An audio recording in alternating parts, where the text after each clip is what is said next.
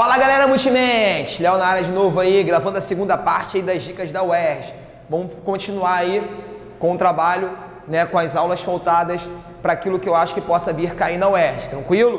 Gente, nessa parte 2, vamos trabalhar um pouco de citologia e aí eu vou estar também dividindo essa parte aí, depois eu vou falar um pouco sobre síntese proteína, dentro do conceito aí das questões de núcleo e tudo mais. Eu quero falar agora de citologia mais voltada para organela e membrana plasmática e depois vamos fazer só uma revisãozinha aí de evolução, beleza? O que pode vir também a cair no vestibular da UERJ, tranquilo? Mais uma vez, como eu já havia falado na primeira parte do vídeo, na primeira parte aí das dicas da UERJ, é muito importante que você não se limite, não fique focado só naquilo que eu vou trabalhar aqui, gente. É importante que você olhe toda a parte do conteúdo de histologia, né? Porque no programa pode cair muita coisa. Então é claro que aqui, mais uma vez, eu vou abordar aqueles temas mais recorrentes, aqueles assuntos que costumam ser mais cobrados, mas você, aluno, candidato, vai dar uma olhada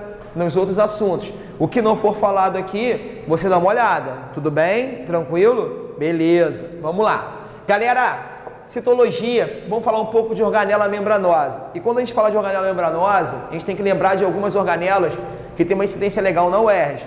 Uma delas, né, é aquela que nós chamamos de lisossomo. Você tem que saber lisossomo. E basicamente o que é de lisossomo? Saber que é uma organela que tem como finalidade a digestão intracelular. Ou seja, quando uma célula fagocitária de defesa engloba algum antígeno, algum corpo estranho, você vai ter a ação do lisossomo na destruição desse antígeno, desse corpo estranho. Então, o lisossomo ele tem uma função de digerir aquilo que entra na célula, beleza? Por fagocitose, pinocitose, enfim. É óbvio que a função dele não se limita a isso. Eu também tenho uma função autofágica, que é uma função de destruir organelas do meu corpo, por exemplo, da minha célula, que estão envelhecidas como mitocôndria, por exemplo.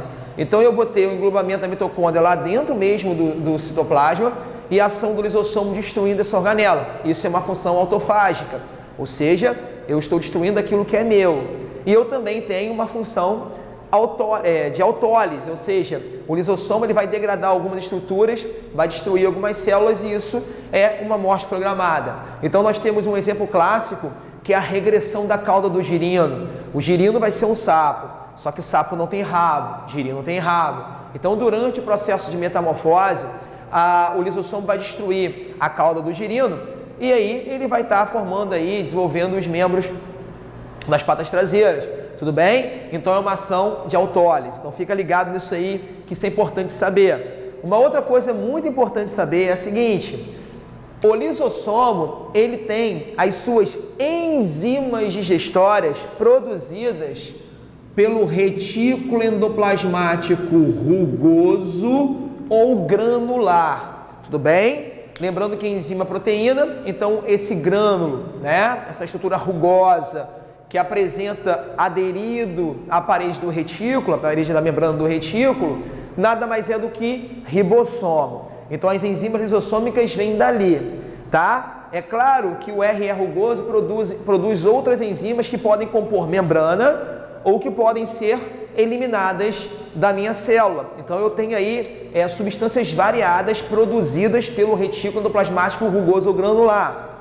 É importante ressaltar que você tem essas substâncias sendo produzidas e enviadas para o complexo de Golgi, que também pode ser chamado de dictiossomo. Ih, que isso, hein? Tem que gravar. Outro detalhe, galera. O complexo de Golgi, o dictiossomo, é o que vai originar o lisossomo. Então, cuidado. Se você fala de enzima lisossômica, quem produz é o RE rugoso. Se você fala de lisossomo, quem está produzindo esse cara é o complexo de Golgi. O Golgi vai fragmentar ali algumas vesículas e algumas dessas vesículas vão ser o próprio lisossomo. Vamos lembrar também um detalhe. Quando o lisossomo ele brota do Golgi, ele é chamado de lisossomo primário, porque ele não está tendo atuação. Quando ocorre o processo de digestão intracelular e ele se fusiona ao fagossoma, que é aquele corpo que foi englobado, você vai ter o que eu chamo de vacúolo digestivo ou lisossomo secundário, que é o lisossomo em atuação. Então, o lisossomo primário é aquele cara que foi formado, não está atuando. O lisossomo secundário é aquele cara que está atuando, está digerindo. Tudo bem? Beleza. Outro detalhe, além do RE rugoso, eu tenho um que o vestibular da UERJ gosta muito, que é o retículo endoplasmático liso ou agranular. Esse cara não tem ribossomo. E aí ele vai ter uma série de funções, uma série de importâncias. Uma delas está ligada à síntese, ao processo de formação de hormônio esteroide, beleza? Lipídios. Você vai ter uma organela que também tem uma função de armazenamento, principalmente ligado à questão do cálcio. E aí a UERJ gosta muito de estar relacionando o armazenamento de cálcio com o processo de contração muscular. Então, veja bem, quando eu tenho o processo de relaxamento muscular, eu vou ter um detalhe interessante. Eu vou botar aqui um esquemazinho, depois eu apago, tá? Para não atrapalhar. Aqui você tem, por exemplo, imagina dois gráficos, tudo bem? Gráfico 1, gráfico 2. E aqui ele coloca uma concentração de cálcio, beleza? Tranquilo? E aqui ele coloca dois gráficos, um gráfico assim, assim, e aqui mesma coisa, só que invertido. Aqui ele chama de retículo sarcoplasmático liso e aqui ele chama de sarcoplasma. Mesma coisa aqui, retículo sarcoplasmático liso, sarcoplasma. Gente, o termo sarcoplasmático, o termo sarcoplasma se refere a músculo, tudo bem? Beleza? Então observa, se eu tenho muito cálcio no retículo sarcoplasmático liso e pouco cálcio no sarcoplasma, significa dizer que esse gráfico 1 é um gráfico que mostra um processo de relaxamento muscular. No momento em que o cálcio sai do retículo sarcoplasmático e vai para o sarcoplasma, eu tenho um processo de contração. Então se liga nisso. Cálcio demais no sarcoplasma, contração, cálcio demais no retículo, processo de relaxamento. Então isso pode vir a cair para você, fica ligado. Então, um processo aí de armazenamento, beleza? Vamos nós. E uma outra ação do RE liso, que é bem importante, que o vestibular também gosta muito, é aquela questão da detoxificação. Ele vai transformar substâncias tóxicas em substâncias menos tóxicas, tudo bem? Para ser posteriormente eliminada, tudo bem? Então, fica aí esse detalhe importante, tá? Vamos lá. E só um detalhe, eliminado geralmente através da urina. Foi? Então, assim, nós falamos de sistema excretor já no primeiro vídeo, então você pode até fazer um link, né, da questão da detoxificação com o processo de eliminação, principalmente de medicamentos ou de algum outro tipo de composto químico que vai ser metabolizado ali no fígado e tudo mais, pelo RE liso e posteriormente eliminado via urina, né? E aí, enfim, fica ligado nisso aí. Galera, além disso aí, você também tem a mitocôndria, que é o que vai gerar energia, tudo bem? Processo de respiração celular. Lembrando que mitocôndria no tecido muscular é chamado de sarcossoma, é um outro nome que se dá lá, tudo bem? E mais duas organelas, eu coloquei aqui pouco espaço, mas eu vou aqui, colocar aqui mitocôndria e cloroplasto, para ter um espaço para a última organela. O cloroplasto, galera, é fotossíntese, né? Só para relembrar. E aí o processo fotossintético, organismos autotróficos, né? Fotossintetizante. Então você vai ter aí uma organela que vai ser importante na transformação da energia luminosa em energia química, na região dos tilacoides, que vai favorecer, o que vai ser denominado de fase clara da fotossíntese. E eu tenho uma organela que também vai no seu estroma, na região, né, do espaço ali onde tem o estroma, a fixação e a redução do CO2 em glicose. Então você tem nessa organela tanta produção de energia lá na fase clara, no tilacoide, né? E também a redução do CO2 em glicose na fase escura que ocorre no estroma. Então isso tudo acontece dentro do cloroplasto. Então fica ligado, processo fotossintético. E para fechar, eu tenho o peroxissomo. Peroxissomo que nada mais é do que uma organela que degrada o peróxido de hidrogênio, ou vulgarmente chamado de água oxigenada. E a enzima que degrada esse cara produzindo água mais oxigênio é chamada catalase.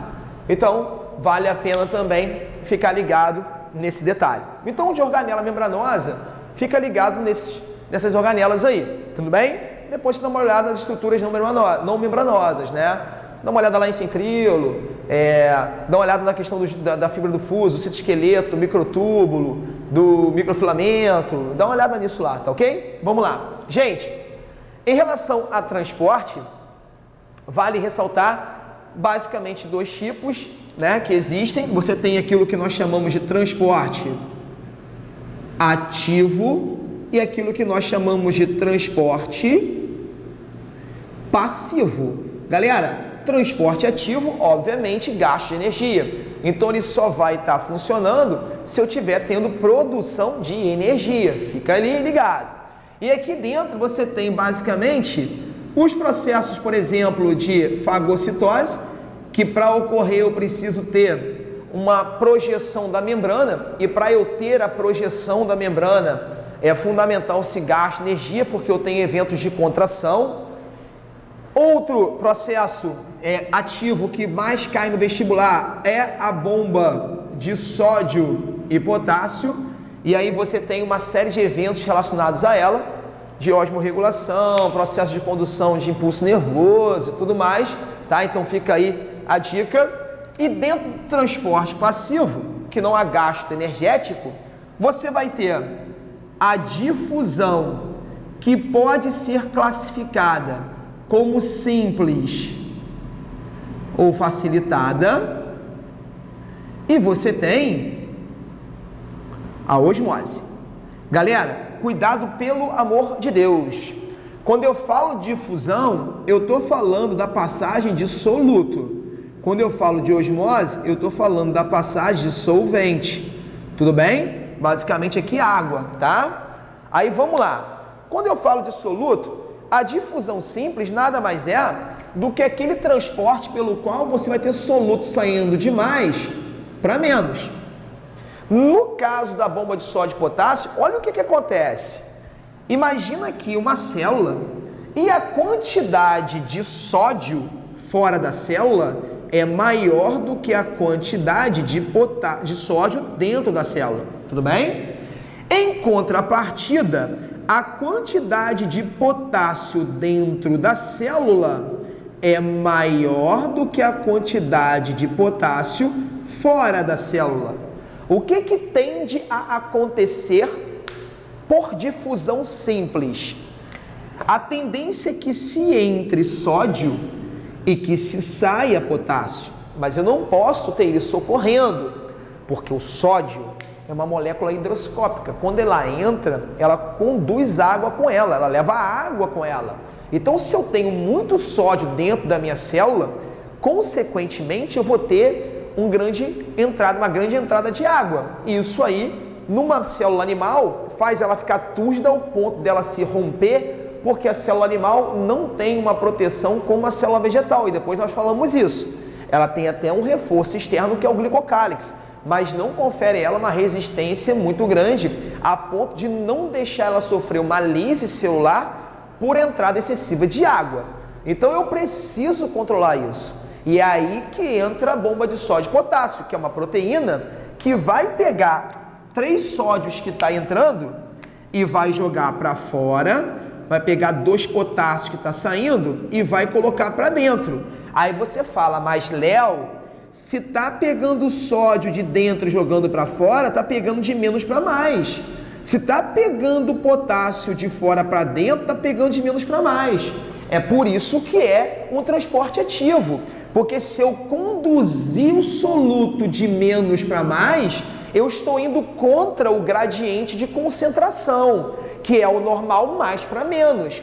E para que ocorra esse processo, é fundamental que eu tenha a utilização de energia. Foi ou não? Beleza? Por isso, galera, que eu quero que você fique ligado na questão do transporte ativo e na difusão simples, que eles podem fazer uma brincadeira nisso aí.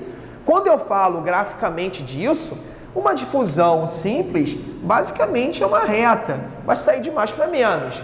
Quando eu falo difusão facilitada, gente, olha o nome, facilitada. Eu tenho alguma coisa que está facilitando a entrada daquele soluto. Isso acontece muito quando nós trabalhamos com a glicose. A glicose, ela só consegue entrar na célula, salvo as células do neurônio, que você já tem o GLUT4 lá, que depois a gente fala sobre isso, mas a grande parte das nossas células, elas precisam ser ativadas, e quem estimula esse processo, né, quem ativa isso é a insulina, que liga a glicose, se ativa receptores da membrana, e aí vai fazer com que se crie, né, um mecanismo de entrada de glicose na célula, e aí eu vou usar uma proteína para fazer isso. Então, veja, para ocorrer a entrada da glicose na célula, eu preciso de uma proteína que vai facilitar a sua entrada. E aí você tem, graficamente falando isso, num transporte facilitado, você tem uma curva que vai ser assim, ó. Você vai ter uma entrada rápida, aqui a velocidade, e aqui a quantidade, por exemplo, de glicose. Beleza? Quando a quantidade, que é o substrato, né? Quando a quantidade de substrato fica maior ou igual à quantidade de proteína, né? Vou botar aqui de P, proteína. Fica maior ou igual à quantidade de proteína que vai fazer esse transporte, eu vou chegar ao processo de saturação. Nesse momento, eu vou estabilizar a minha velocidade. Então, de novo, se eu tenho, olha isso, gente, se eu tenho 10 substratos, 10 glicoses, mas eu tenho 20 proteínas carreadoras de glicose, que vai facilitar o seu processo, a velocidade vai ser rápida. Por quê? Porque eu tenho mais proteína carreadora do que glicose, do que a substância, do que o soluto. Tudo bem? No momento em que eu tenha 25 glicoses ou substratos ou soluto, ou seja, uma quantidade maior do que a proteína carreadora, eu saturei a proteína. Eu já peguei 20 glicoses e tem 5 glicoses lá esperando para poder entrar na célula. Nesse ponto, eu atingo a velocidade máxima. E é por isso, então, que você não tem uma reta, você tem um momento de estabilidade da velocidade. E essa estabilidade acontece porque você saturou. E cuidado que esse mesmo pensamento aqui vale para o transporte ativo, né? Porque isso aqui também envolve proteína. Então, se eu saturar a proteína, a velocidade se mantém no seu patamar máximo, então você estabiliza. Então, você pode fazer uma relação das duas.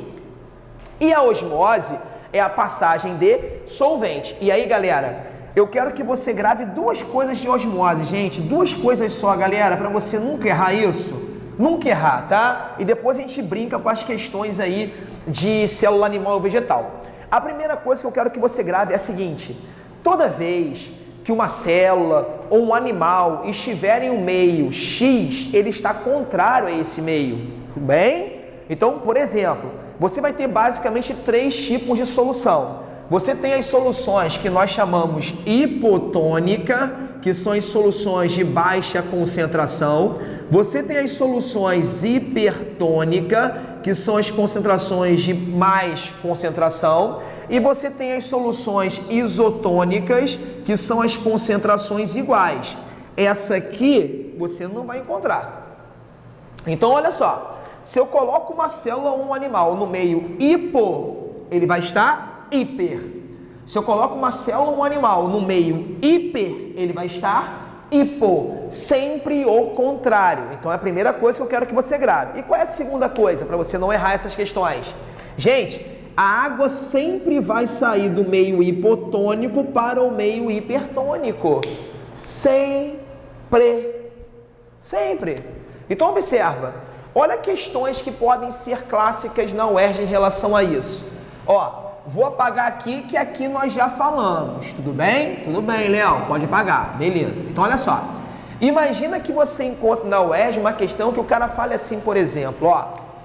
Foi colocado, olha isso, hein? Foi colocado em um meio contendo água mais 1% de NaCl, uma célula animal e uma célula vegetal. E vegetal tem duas membranas, não, membrana e parede celular, que tem uma concentração de 0,4% de NaCl. Gente, pensa contigo.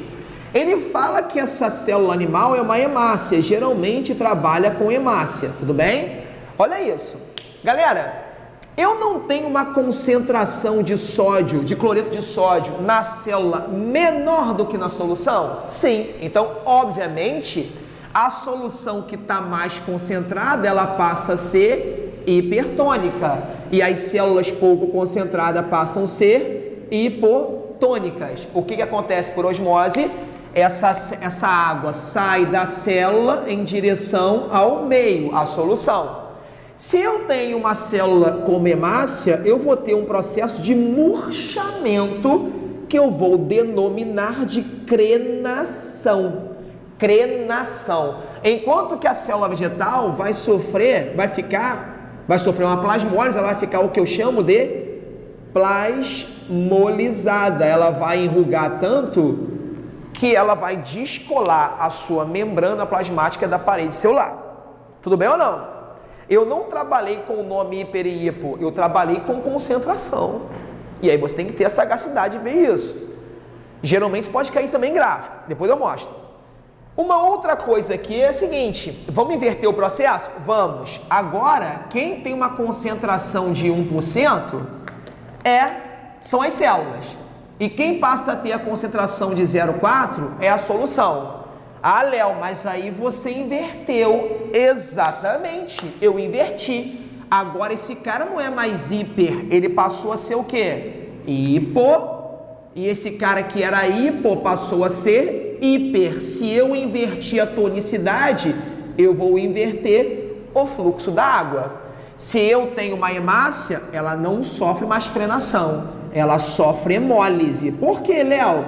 Porque ela vai estar ganhando tanta água que ela vai inchar e vai estourar. Se eu tenho uma célula vegetal, ela não fica mais plasmolizada, ela vai sofrer uma turgência, porque ela vai ganhar tanta água que ela vai ficar muito cheia, mas ela estoura não, porque ela tem parede celular. Show! Uma outra coisa que pode vir caindo em relação a isso, mais gráfico. O cara fala assim, ó, ele coloca um gráfico para você, gente, e ele faz assim, ó. Olha só, aqui no gráfico ele faz assim, por exemplo, ó. Ele coloca o volume celular e o tempo. E ele faz assim, ó, que a célula tinha um volume aqui e de repente o volume cai. Peraí. Se o volume caiu, é porque a célula perdeu o quê? Água. Aí ele pergunta, em que meio essa célula está? Bem, se ela perdeu água, ela é hipotônica, lembra? Porque a água sempre sai do hipo para o hiper. Se ela perdeu água, ela é hipotônica, logo o meio que ela está é hipertônico. Ficou claro? Tudo bem? Ah, Léo, e se o volume aumentasse? Contrário. Se o volume aumenta, ela ganhou água, então ela está no meio hipotônico, ela está hiper, porque a água saiu do meio para ela. Tudo bem, gente? Isso aqui fica ligado, tá bom? Show! Vamos lá! Quando eu falo de evolução, eu tenho Darwin, Lamarck e neodarwinismo. E aí, gente, de Darwin, basicamente lembrar da seleção natural, processo pelo qual o mais forte ele sobrevive, né? O Lamarck, uso e desuso e herança dos caracteres adquiridos, né? E quanto mais, segundo Lamarck, se usava uma estrutura, mais ela se desenvolvia e você passava para a sua prole as suas características físicas. Mentira, o que você passa é o seu genótipo. As teorias de Darwin são perfeitas, só que Darwin não sabia explicar as modificações que ele observava. E daí vem o neodarwinismo. E o neodarwinismo ele tem aquele pilar, né? Aquele pensamento mais moderno do processo evolutivo, ou seja, a seleção natural, ela acontece. O mais apto, ele geralmente é mais apto por questões de mutação e questões de recombinação gênica. Então, processo de recombinação gênica, reprodução sexuada, processo de mutação, erros aleatórios no DNA, podem fazer com que surjam características novas e essas novas características faz com que um certo animal se adapte melhor ao meio. Por isso que a reprodução sexuada é tão importante, porque ela garante uma maior variabilidade genética. A reprodução assexuada, ela cria clones naturais. Então, se o indivíduo tem um problema, a sua prole também terá, porque são clones. Vieram de mitose, vieram de um único indivíduo, sem que houvesse uma troca de gameta, uma troca de material genético. Ficou claro? Beleza? Quando se fala de evidências de evolução, você tem aí alguns processos, como por exemplo, bioquímica comparada, você tem aí, por exemplo, embriologia comparada, mas isso pode cair, apesar de ser mais raro, geralmente os caras gostam muito de trabalhar com órgãos homólogos e análogos. E aí o que você vai saber? Órgãos homólogos, mesma origem embrionária, podem ou não ter a mesma função. Então, por exemplo, eu pego a nadadeira de uma baleia e pego a minha mão. Se eu tiro um raio-x dos dois, eu vou ver os mesmos ossos, só que a nadadeira da baleia tem uma função de natação e a minha mão um órgão tátil. Então, uma estrutura tátil, né? Ou seja, é diferente da nadadeira da baleia. Eu tenho estruturas de diferentes funções, mas a origem embrionária é a mesma. Então, eu tenho órgãos homólogos, tudo bem? Órgãos análogos são estruturas que têm a mesma função, mas elas têm origem embrionária diferente. Então, por exemplo, a asa de um morcego e a asa de um inseto. A função dos dois é voar. Só que a asa do morcego eu vou ter ossos formando, enquanto que a asa do inseto não, porque é um invertebrado. Então, apesar de terem a mesma função, a sua origem embrionária ela passa a ser diferente. Então, isso que significa analogia. E uma coisa interessante, se eu pegar, por exemplo, golfinho e tubarão, eles apresentam estruturas que são análogas, porque elas têm a mesma função, mas elas têm uma origem embrionária diferente. Mas por que eles são tão parecidos?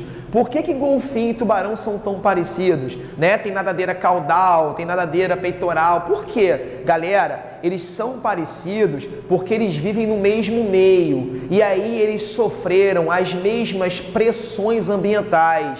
Ou seja, por eles terem sofrido as mesmas pressões ambientais, eles convergiram para uma mesma estrutura física. E a isso nós chamamos de convergência evolutiva. Por que os mamíferos são tão diferentes? Por que você tem mamíferos tão diferentes um do outro, mesmo com estruturas de mesma origem embrionária?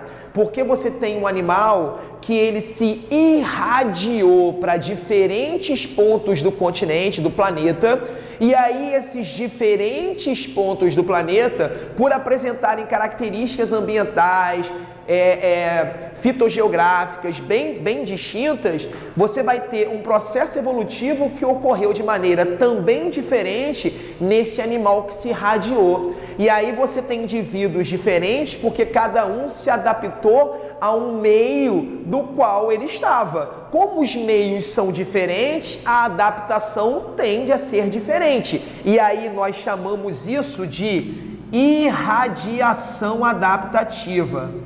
Tudo bem? Então, não esqueçam a convergência evolutiva, indivíduos que apresentam a mesma estrutura porque vivem no mesmo ambiente e sofrem as mesmas pressões. Irradiação adaptativa, indivíduos diferentes porque irradiaram para locais diferentes, com pressões ambientais diferentes, logo tendem a ser diferentes. Galera, segunda parte aí da dica da UERJ feita. Fica ligado nisso aí, tudo bem? Qualquer dúvida, coloca aí embaixo. Pô, Léo, fala disso, fala daquilo. A gente vai trabalhar esse assunto com você, vai te dar uma moral aí, beleza? Um beijo, boa sorte, faça a prova com calma e eu tô com vocês aí até o final. Galera, um abraço forte. Fui!